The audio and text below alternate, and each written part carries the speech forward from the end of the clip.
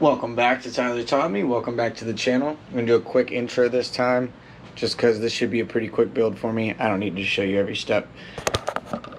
Here's what I'm talking about. Doing a 50/70cc frame swap with this 125, and we bought all the goodies for it. New carb, new intake, new electrical harness. What else we got? All the other bits and pieces we're missing down here. New brake drum. This thing's pretty rough when I got it. We need a new bushing or a new shock. We got all new white body panels. We got a tank. We have new controls. The throttle's clearly screwed. The brake actually already still works, so we're good on that. But the rest we're gonna have to do a good bit of working on. We're also gonna have to cut down this fender a little because, as you can see, it's hitting. It's just causing it not to be able to turn very well. We also need to find some motor mounts. These are just in here so I can show you guys it mocked up. I don't know what I did with my motor mounts, so I gotta go find them. Other than that, should be a pretty dope build. Let's get to it.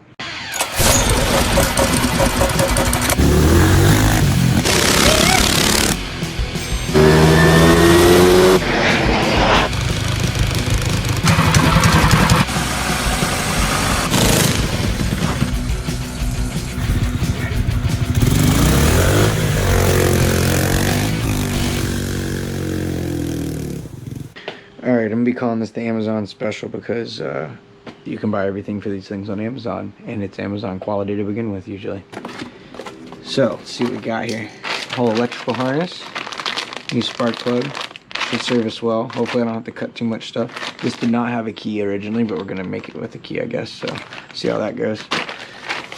Brand new carb, 22mm I want to say.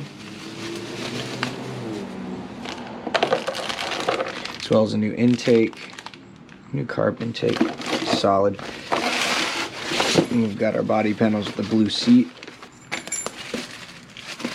So it's coming red, white, and blue. Let's see what these body panels look like. Nice. It's the same exact ones that we have. Got a lot of new parts here. Should make it nice and clean looking. And then of course we got our new throttle assembly, new grips. Clean it up a little, be a little more functional that way. Alright, let's tear into this thing. We need to get all this set. I need to go find a muffler for it in my parts. I need to also find motor mounts in my parts and the tank that I have laying around to make sure it'll work. There we go. Here's another little bonus from the cop car. I don't think I've put this in an episode yet, actually. Anyway, just added this for fun. Kind of cool. What do we got? We got a spider web because I haven't been in here in so long. You're a wizard, Harry. Hopefully, I have all the parts I need. But I think I'm going to have to order a couple more things.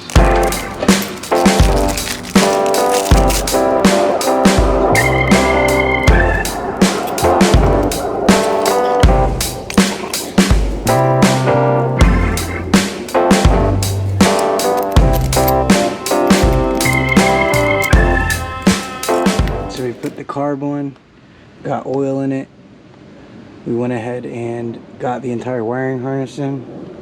New throttle cable, which is a little long, so we'll see what we're gonna do about that. The old one's completely locked. I thought the part in here on the actual plastic twist throttle part was broken, but it's the cables jammed or stuck.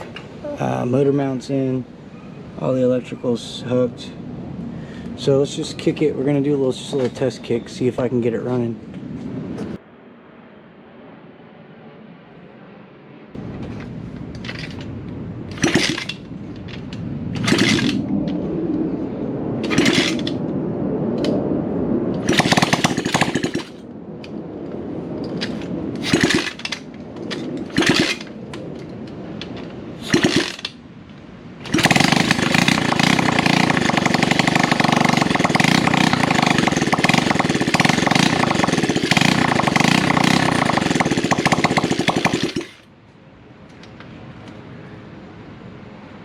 We know it works. It lives. So come to find out, rear wheel should be good.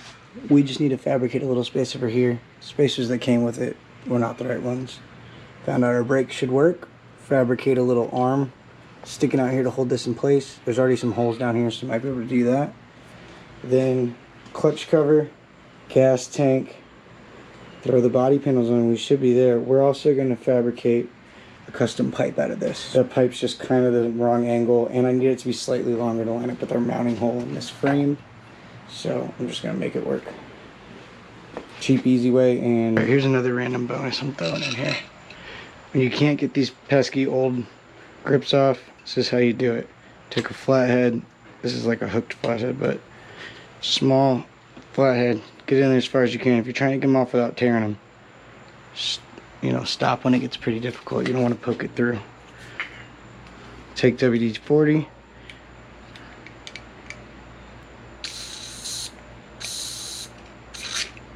Doesn't take much. Pull everything out. Twist, twist, twist, and boom, it's moving. You can always use these for like a junk project that you just need a grip for, or like emergency grips. Boom, didn't hurt it. Throw it to the bag of old grips. Last steps. We can get rid of this placeholder crap tank because we got our brand new tank in. Nice and shiny. Got our plastics ready, seat ready. Got to throw our cover and everything on and throw a chain on, but other than that, we're pretty much done. Here's a solution that I've come up with just with the problem I've run across trying to get this new tank on.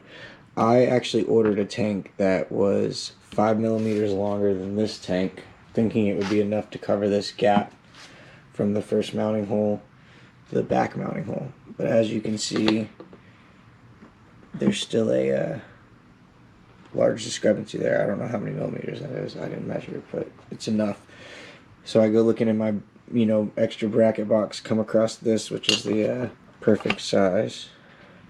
Actually, like, literally lines up 100%. If I put it in there right. Anyway, so I'm going to do that and just use 2 bolts. I've searched and searched for a little bit longer tank than that, but 220 is the millimeters, the biggest one I can find. But this frame's like a 70cc frame, and I put a 125 in it. The tank should still be for a smaller bike, and the 125 tanks are actually the same exact size.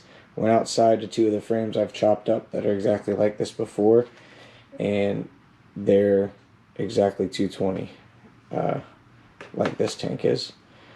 So either someone moved that mount, which it doesn't look like they did because the welds are pretty factory looking. Either someone moved this mount back, or it's supposed to have a bracket, which I've never seen before, because the other one doesn't need a bracket outside. I don't know. Tell me in the comments.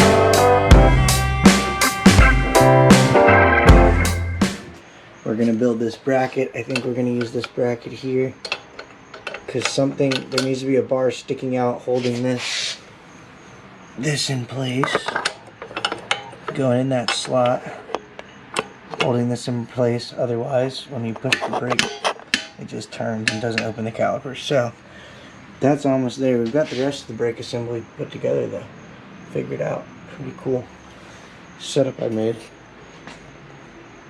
And then the only other thing to do after that is figure out how to mount this key, which I didn't want, but that's the only harness I can find for this. Alright, brake setup is ready to be welded. We're going to be taking this bolt, welding it in there in the slide to make sure that this doesn't move. As you can see, that bolt right there has been welded in to this plate that I had. So that I didn't have to weld to the frame. So this plate's just in here, there's a hole back here, and the plate's acting as a washer. And that's pretty much it. It's good to go now. We've got an entire brake assembly I built.